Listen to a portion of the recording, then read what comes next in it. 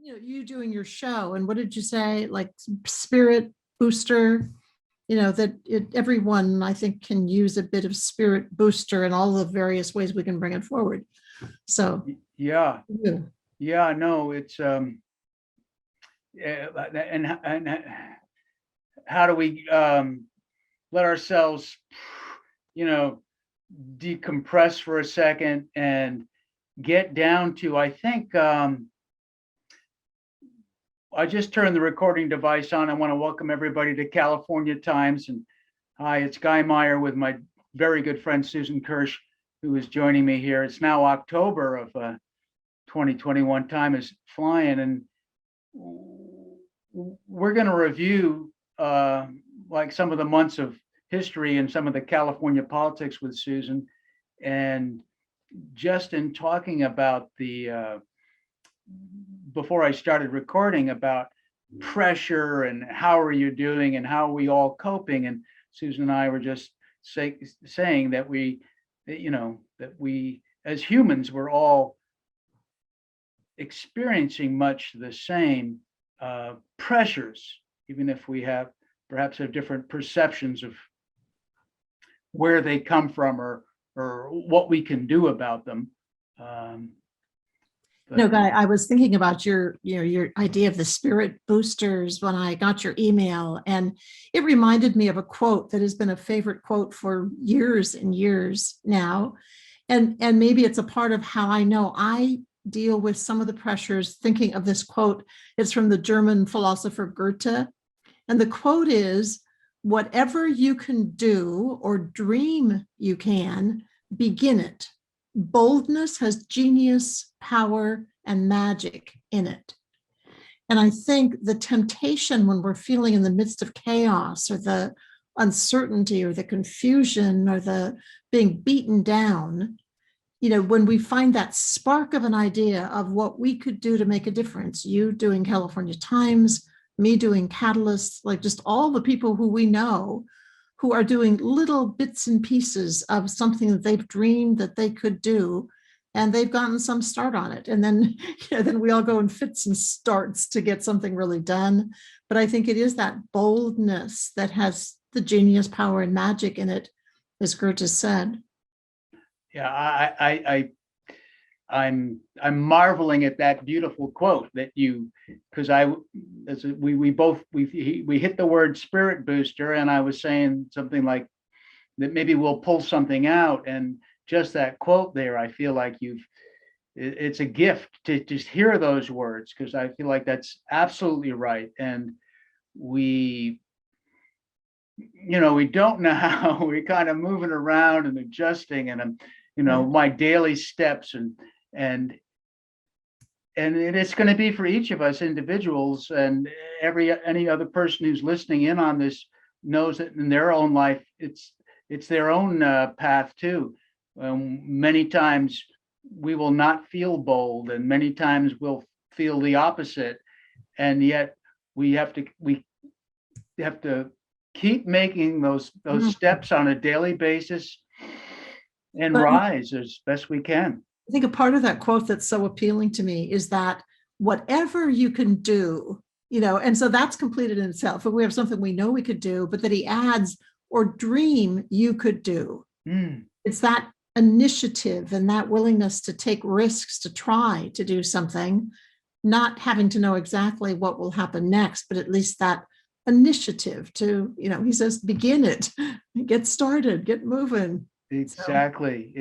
The dream process is the sparks going on in our brain as we're just like reviewing. Our imagination is saying, what if I, and that reminds me of a favorite quote I've said a few times to people from a hockey player of fame. I don't know if I've ever told you this quote, Susan, but Wayne Gretzky was a superhero back in, I think it was maybe the 70s and 80s and a long time ago. Younger people might not even know the name. He's probably one of the best hockey players ever, and he scored a lot of points.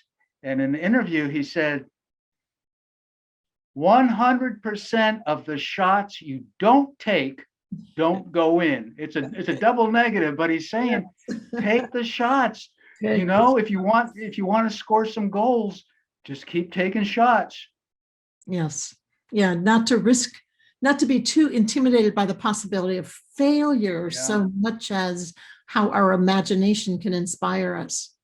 And really, I bet you and I have both had that experience that once we set out to do something, Yeah. that there are the unexpected people who show up, or doors that open, or meetings that we get, or um, I'll just say one of the things that pleases me enormously in terms of, kind of cycling now into looking at what's happening in the political world, and just to put a plug in for this event that's coming up.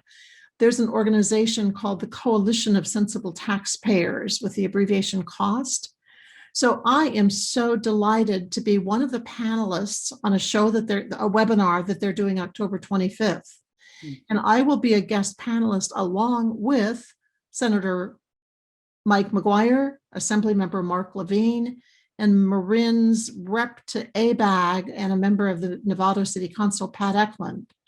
So in terms of doors opening, like the fact that I can be on this panel is enormously important. I value it so much to be able to bring forward this voice of, neighborhood and community people who are not happy with what's happening, especially at the state level, and with great appreciation for what somebody like Pat Eklund is doing in also standing up for local control. Wow, I am marveling at this event that you are talking about too, to be able to sit with these people who are, for the most part, names to me, Assemblyman Levine, Senator McGuire, who represent us, actually, literally, are our representatives, but yet, I feel that they have not been receiving the knowledge that someone like you holds, and I think many people do. So that just sounds like it will be a very fascinating evening. I will mark my calendar for that. Well, let me just say, it's going to be at 1:15, so not evening, but it's a webinar at 1:15. And then just for viewers or listeners, you can get information, you can sign up and register for it. If you go to, oh my gosh, I don't know if it's Cost Marin. If you Google Coalition of Sensible Taxpayers, it'll take you to the website, to the registration information. It's a free event, and I'm sure they'll have a posting of it if you're watching this and it's after October 25th, but it's October 25th at 1:15. I will look it up, and when I post this on YouTube, I'll have a link there with it too. And yet, tip of the hat to Pat Eklund too, who in years past I've talked with her on my show, and I know she's a representative of the people in Novato in for her city, and I think she's got some strong, connected, practical views of the world, and views that are not so popular, but maybe she keeps them in balance. How to say that, but I remember I will just quote her from a previous show where she raised the concept of, does California have a carrying capacity, which is like a shocking thing for any California politician to even bring up. And she wasn't gonna, but nonetheless, I will forever be grateful for her for just throwing that word out, that we could even think about the human footprint that we are, and what, how do we move forward in the behalf of our future generations to address things honestly and practically without fear, and say something unpopular if it has to be said. She is a courageous woman for bringing forward like that kind of common sense, a voice of reason, asking the tough questions when a lot of people are just kind of sitting on their hands, ready to vote for whatever the majority vote is going to be in around issues that are tough issues. I mean, maybe just to give you an example, I was watching the ABAG, Association of Bay Area Government hearings last Friday. They're all of October. Every Friday they're having hearings about the RHNA. RHNA stands for Regional Housing Need Allocation Appeals. And in California, almost every city has had at least double the number of housing mandates that they've ever had before. And in some areas, like in Marin County, I think it's for the county, it was like a 1900% increase over what the previous numbers have been. So Pat sits on the committee that is hearing appeals. There are 28 cities here. Of the 101 cities in the Bay Area, 28 submitted appeals, like going, these numbers are ridiculous, they're inflated, they're impossible for us to reach, they're going to set us up for failure.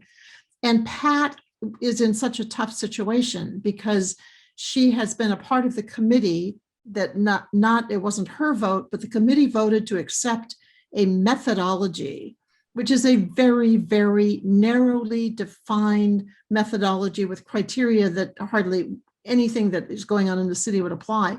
So people were talking about the severity of what these numbers will do to their city's capacity to protect citizens and provide safety and security. And as an example of that is because these numbers are so high, cities, to meet the mandated numbers, will probably have to zone, make it legal for developers to build in high fire risk areas or in areas that are flood prone, in areas where there might have been toxic waste that hasn't really been cleaned up. Or I was listening to KQED this morning where Jesse Arreguin, the mayor of Berkeley and the president of ABAG, was describing Sausalito's hearings being last Friday and how Sausalito is facing the chance that they might have to abandon all of these ship businesses, these harbors, and the people who are repairing ships and doing all of that work along the ship yard area, which is jobs and creativity and artists who live in this area. But the pressure will be to get rid of all of that economy of Sausalito to build more housing, to meet state mandates around housing, not community identified needs around housing. How do you like that? It's the word irresponsible comes to mind, but it's even more dramatic than irresponsible. It feels like it's the gears of practicality are no longer feel like they need to be engaged. There's some kind of transformative vision, I think, connected with, and forgive me for going on, but the use of the word compassion that somehow stops us from thinking along just some practicality of sustainable, of energy, of what it is to be a civilization. I don't know. It just feels like we are off the tracks, but people like you are still here with a light. Well, thank you. Yeah. I'm feeling fine. I feel like I'm sticking around, but you're referring to the word transformation reminds me. I gave a speech to a Kiwanis group, a Zoom call presentation last night about just focusing on Senate Bill 9, the Senate bill, which now eliminates single family zoning from our neighborhoods. It really gives developers and real estate speculators and investors the right to call the shots in our communities instead of locally elected city councils to have the responsibility for growth, for planning and growth and housing and jobs balances and all of that. That is virtually taken away from cities with the passage of Senate Bill 9. So there's a publication called the California Planning and Development Report that comes out of Sacramento, which is often giving the highlights of what has just been decided in Sacramento. And so their quote is that Senate Bill 9 is a transformational piece of legislation that is unwinding a century of land use regulation and planning. So using I mean, transformation, I usually think of that as being like, that's moving us in a better, bigger, Right. bolder direction. But in this case, when I read their language about referring to for Senate Bill 9 being transformational legislation, I mean, in my mind and thinking of how the dots connect, this is really going to be a piece of legislation which is going to enable a land grab of our middle class single family neighborhood homes, which for the most part have been held by individuals. And we're going to see a transformation of that from individual owner occupied parcels, homes, to investor owner rental properties, where they will then build the duplexes on the single family lots or the 10 plexes if they apply Senate Bill 10. So the transformation is going to become more of the care. I mean, I love this is more of the carrying capacity that Pat Eklund referred to, and the caring capacity of neighbors who know each other and have a vested interest in their communities. That carry and carrying capacity are both going to be diminished as wealth and decisions are flowing out of the community and into the hands of, like, it'll just be God knows where, how many phone calls you need to sit through listening, for the director of somebody plus run. I mean, we'll just go into nightmarish webs of information, kind of like the Employment and Development Division did. I think we can predict that that's where the Housing and Community Development Department will move to, just becoming so big and impossible to know what everybody's doing. It reminds me of that point in time of when NAFTA, when Perot described it as the giant sucking sound. And the thing of it is that I think people don't realize that this money, the flow of the pressure of money and making money, will not be easily held back. The money will flow to China because it's cheaper. And now the money will flow into, and in Fairfax, where I was reading some of the stories of the IJ yesterday and how the members of the, do you need to get in there? Sure, we'll take a break, time out. All right, we're resuming here, and we interrupted, and I think it's okay that we got interrupted where we were. Susan, tell me what has come to your mind now. Well, I want to pick up on what you were saying about the money issue. And I just had come across also this afternoon, I guess, and wanted to, and marked it up in anticipation of talking to you around the money, because we know, like, somebody's making a lot of money off this legislation that's being passed and will continue to make a lot of money. And so I got from Cal Matters, another publication that comes out of Sacramento, how much money people contributed to the either supporting Newsom in the recall campaign, well, so that's the part that I was looking at. So just consider these numbers in terms of supporting Newsom, anticipating he would sign over 30 bills just in this year alone, 30 housing bills. Real estate industry contributed $5.3 million to him staying in office. The labor unions contributed $25.7 million. Including of that amount, there was over 6.6 million that came from SEIU, the labor union. And if you saw, I think it was in today's paper, there is now the largest union leader, the head of SEIU, resigned, the executive director, and this is saying she resigned because she and her husband have been charged with multiple counts of tax fraud, embezzlement, perjury, and failure to pay unemployment insurance taxes. So, I mean, we got to have a sense of humor. We've got to just go, how this is just the craziest thing, that much money would be going to to keep Newsom in office. And I actually, don't have an issue with that, but that there's this much money, that means people are anticipating this is the cost of doing business in California, and they will get their money back based on the decisions that are made. Well, it just hits various points. One is, we talked about being a spirit booster. So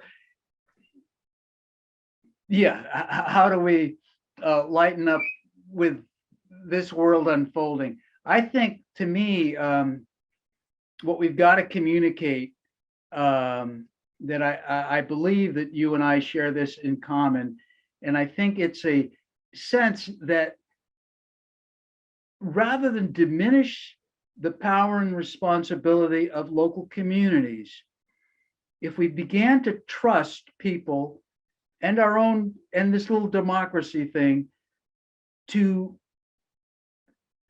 have the power. And I think that's what goes down to the individual in this world. And somehow I think we've all been, I don't want to say brainwashed or whatever, but there's this conformity of opinion that what people do doesn't really matter, that somehow there's always somebody else to blame who is really the source of either solving the thing or the problem in the first place. And I feel like this individual liberty, which does require responsibility, is so essential, and community liberty, and kind of a reverse of where we're going, where we're moving toward centralization in charge of everything in order to save us from all the horrors of the world. But I feel like it's we're missing the boat, but I think the boat's still here, and it's a better boat. We all got to get on it, right?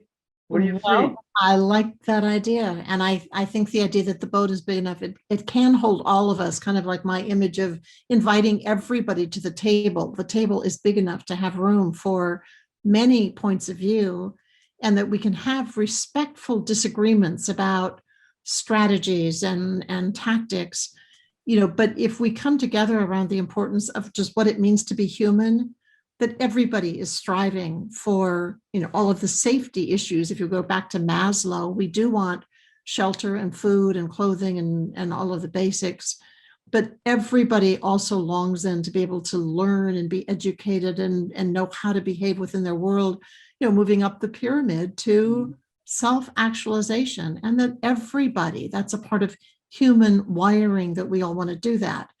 And so many of our systems keep reducing us to being like the people who buy commodities. So they keep track of how many apples we buy or bananas or cars, because then that is the economic engine. But with the economic engine, we have forgotten about the heart and imagination and all of those things that really can't be counted, but they are on our deathbed more important than the things that we counted as in our checking account or balance, bank balance. Yeah, you brought up Maslow, and I don't know, I haven't read the book, but it reminds me of this 60s concept of a human revolution, of a human of what is it to be human, and to to know one's power beyond fear, beyond the constructs of society, or you know what I'm saying? Can you help me with finding better words for that? Well, I'll give you the example that comes to mind, just thinking of how many people are leaving California, what used to be a destination state, the American dream in California, and all of the hope and promise of California, and people are going, it's not here anymore. And as much as the demographers are saying, we're going to have population growth in California, the actual current statistics are showing people are moving out, even Tesla moving to Texas rather than staying in California, which is really, I think, quite amazing as we think of California being a bellwether state and a state of, ingenuity and brilliance, and that now, even Tesla is moving out of the state. I think that's quite remarkable. I think we're explorers, you and I and all of us who are alive. We're all moving. We're trying to find our way, and I think it's important to know that that it's okay not to know what the way is, but we've got to explore. We've got to find this path through. and this involves issues like climate crisis and, you know, the whole planetary mess. Yes, I totally agree with you on that. And we need to find our way through with a willingness to tell the truth and acknowledge mistakes. Right. And again, I mean, I keep bringing this to back to housing because that's the thing that I've been so engaged in. So with housing, I think what is just so galling and disappointing is how for years we were being told that it was the 3.5 million unit housing shortage. And we've discovered that that is in error. That was just a flat out inaccuracy in terms of the number being that big. But to this, even in this last legislative cycle, there were still authors of bills who were citing this big erroneous number as a reason that the legislators should be mandating what they call unfunded mandates, meaning cities have to do things with no funding to support how much staff, time, and money and equipment it'll take to do what the Senate is requiring. So having the exploration, knowing we all make mistakes, so knowing people could make mistakes, but then correcting the mistakes and not allowing the mistakes to be the rallying cry for draconian methods, the way it's a housing crisis like Chicken Little and the sky is falling, and making people believe they have to do something as if they have to do it quickly and be willing to do the wrong thing, or the thing that is really going to be undermining the greatest long-term well-being, like you were saying. Trusting people and the goodness of human nature and that longing that everybody else has for a pyramid with basic safety at the bottom level of the pyramid and opportunities to keep striving for ever higher levels on the pyramid.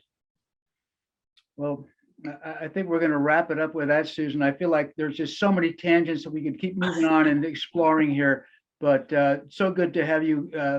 Thank you. Having a conversation with me that we can share. And I look forward to the next time, and I'll have that link for the webinar. And we are our positive thinking boat of transformation is afloat. We will prevail. Yeah. We'll prevail. Okay. Thank you so much. Sure. All right. All right. Bye. Love you. Bye-bye.